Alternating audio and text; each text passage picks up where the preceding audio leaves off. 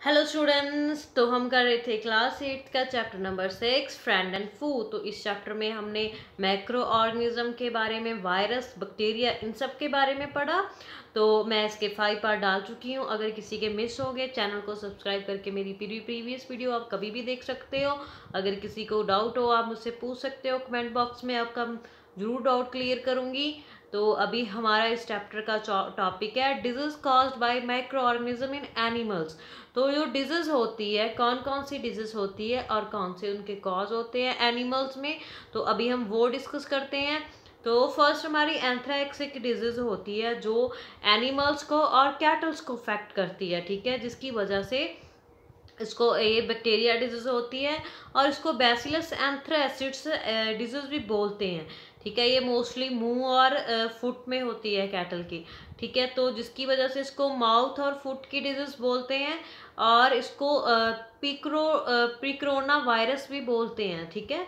तो bacillus एंथ्रेसिड disease थे, उनको फर्स्टली रॉबर्ट कॉच एक साइंटिस्ट थे बच्चे, उन्होंने 1876 में इसको डिस्कवर किया था, ठीक है।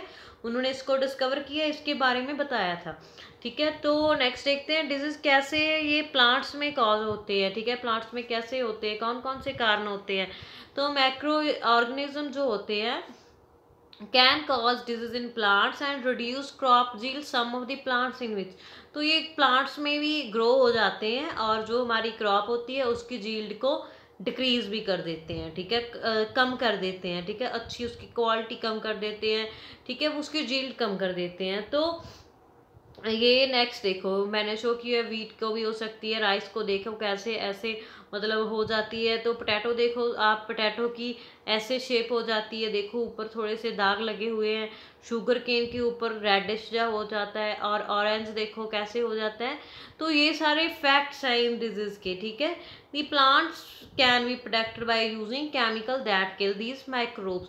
तो प्लांट्स को हम कैसे इनसे प्रोटेक्ट करते हैं, तो उनके ऊपर क्या होता है, स्प्रे डालते हैं, आप देखते हो फार्मर्स वगैरह।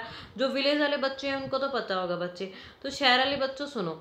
तो वो क्या होता है, यो वाले डिजीज के ऊपर जो मतलब ऐसे डिजीज होगी तो उसके ऊपर मार्केट में केमिकल सब्सटेंस आते हैं, ठीक है। जैसे हम अगर हमें चोट लगी उसको ठीक करने के लिए कोई दवाई लगाते हैं, केमिकली होती है ना, तो इसीलिए इनको भी कोई केमिकल इनके ऊपर स्प्रे किए जाते हैं जो इनके माइक्रोब्स होते हैं उनको मार देते हैं, तो हमारा जो क्रॉप की यील्ड है वो अच्छी हो जाती है, ठीक है।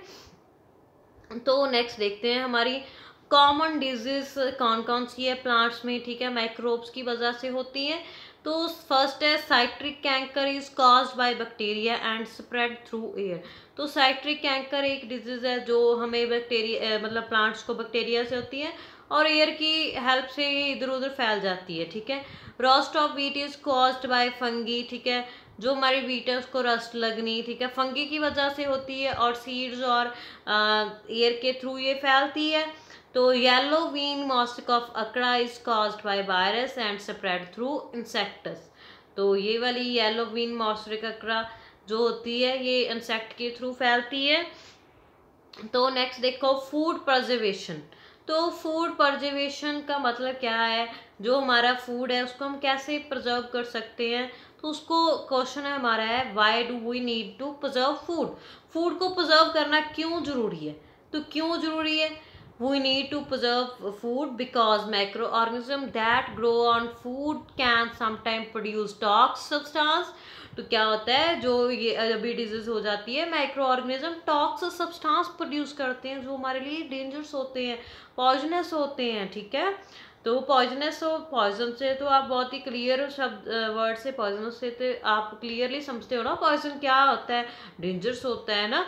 तो if consume that spot food, तो वो हम जब स्पॉइल किया हुआ फूड को खाते हैं तो हम सीरियसली इल पड़ सकते हैं, डाई हो सकती है, ठीक है। इसलिए इसकी प्रिजर्वेशन बहुत ज़रूरी है, ठीक है।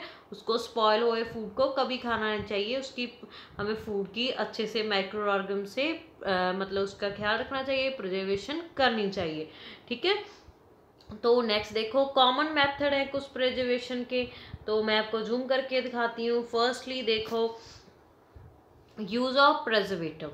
तो हम शुगर के लिए क्या करते हैं, शुगर के जैसे हमारे जैम्स वगैरह होते हैं, पिकल्स होते हैं, ठीक है, उनमें आप क्या करते हो, उनमें प्रिजर्वेटिव डालते हो, ठीक है, केमिकली डालते हो, ठीक है, उनकी प्रॉपर उसको ईट सॉल्ट वगैरह डालते हो, ठीक है, एडिबल ऑयल वगैरह डालते हो, जो वो इसकी ग्रोथ को मतलब इसमें प्रोड्यूस ना होने दे माइक्रो ऑर्गेनिज्म, ठीक है, सॉल्ट भी अच्छे से ऐड करते हो, और सोडियम बेंजोइट एंड सोडियम मेटाफ्लस बाइसल्फेट ये प्रिजर्वेटिव है, ये भी ऐड किए जाते हैं। तो कॉमन सॉल्ट में जब ये आप मीट वगैरह कोई रखते हो, ठीक है, तो उसके ऊपर सॉल्ट को लगाया जाता है, ठीक है, जो वो उसके उसके ऊपर माइक्रो ऑर्गेनिज्म ना आ जाए। तो नेक्स्ट है use of sugar in jams में, आप जेलीज में देखते हो, ठीक है, उसमें स्वीट शुगर डाला जाता है ना, वो इसीलिए डाला जाता है ताकि वो जो उनकी है खराब ना हो अच्छे से, ठीक है। तो नेक्स्ट है use of oil and vinegar. तो ऑयल एंड विनेगर का यूज़ किया जाता है फ्रूट्स को प्रोटेक्ट करने के लिए, वेजिटेबल्स को, फिशेस को, ठीक है, इन सब के लिए bacteria can not survive in environment with oil and vinegar.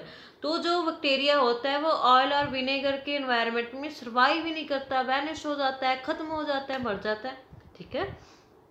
तो नेक्स्ट देखो use of how hot and cold treatment. Hot and cold treatment का क्या मतलब है मैं बताती हूँ मैं आपको। तो इसका मतलब क्या ये है, जब ये आप मिल्क को बॉईल करते हो, ठीक है, घर पे पीते हो, उसको अच्छे से बॉईल करते हो, तो जो हमारा होता है वो मतलब बॉईल करने से उसके जो होते हैं माइक्रो ऑर्गेनिज्म ख़त्म हो जाते हैं, फ्रीजर में रखते हो, ठीक है, तो पेस्चराइजेशंस भी करते हो, ये वाली प्रोसेस आपने सुनी होगी, ठीक है। तो ये वाली pasteurise process by discovered by Louis Pasteur, उन्होंने डिस्कवर की थी। तो ये सारे मेथड्स यूज़ करते हैं। Use of sealed airtight packets, तो आप देखते हो जो हमारे पैकेट्स होते हैं ड्राई फ्रूट्स वगैरह के, वो सील्ड होते हैं ताकि उसमें वाटर वगैरह ना जा सके, ठीक है, ह्यूमिडिटी प्रोड्यूस ना हो सके, नहीं तो वो देखते हो आप ख़राब हो जाते हैं, ठीक है।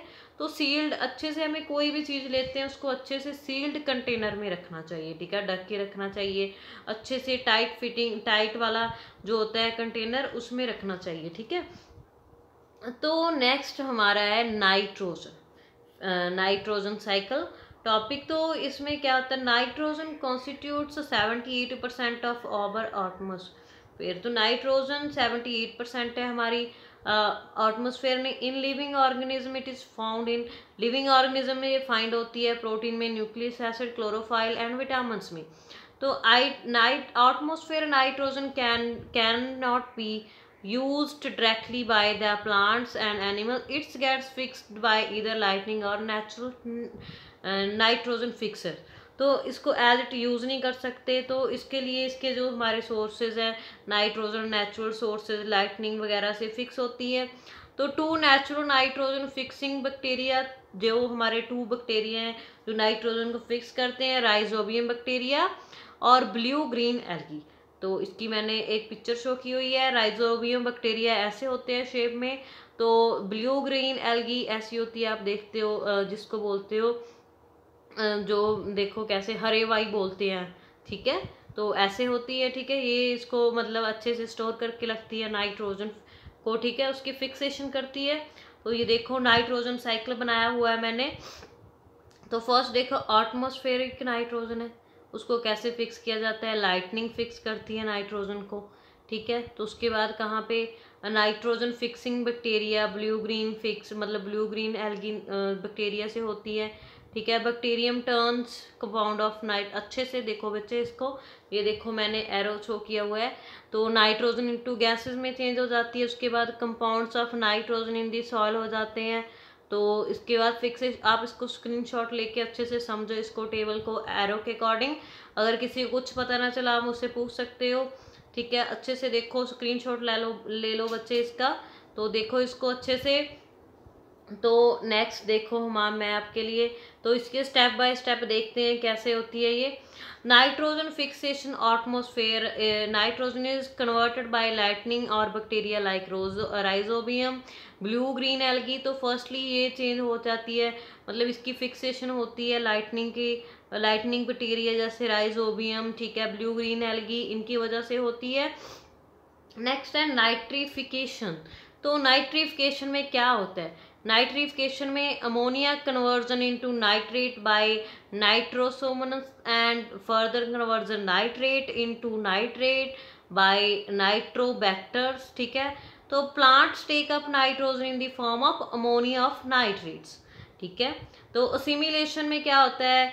असिमिलेशन में रूट्स ऑफ प्लांट्स ऑब्जर्व करती हैं nitrogenous compound from salt and water, synthesise protein and other compounds, ठीक है। तो नेक्स्ट है एनिमल्स फीडिंग में, तो plants get these protein and nitrogen compounds. तो नेक्स्ट है ammonification, when plants and animals die then bacteria and fungi present in the soil convert the nitrogenous wastes into compound that can be used by plants again। तो जब भी ये bacteria वगैरह die हो जाते हैं वो सॉइल में कन्वर्ट होकर नाइट्रोजीनियस वेस्ट बन जाते हैं, उसको फर्दर प्लांट्स यूज करते हैं। तो नेक्स्ट है D nitrification, nitrate can be converted into nitrogen gas. Nitrate क्या होते हैं? नाइट्रोजन गैस में कन्वर्ट हो जाते हैं और बैक एटमॉस्फेयर में चले जाते हैं, ठीक है। तो hints nitrogen atmosphere nitrogen means constant, वही मैंने इसमें शो किया हुआ है, ठीक है। देखो आप कैसे कैसे सभी कुछ होता है, कैसे ये प्रोसेस हो जाती है नाइट्रोजन साइकिल, आपको अच्छे समझ सकते हो। देखो इसको वेस्टेज वगैरह देखो, फर्स्ट देखो नाइट्रोजन फिक्सिंग हुई, दोनों स्टार्टिंग से देखो एटमॉस्फेयर के कौन कौन से एरो आ रहे हैं।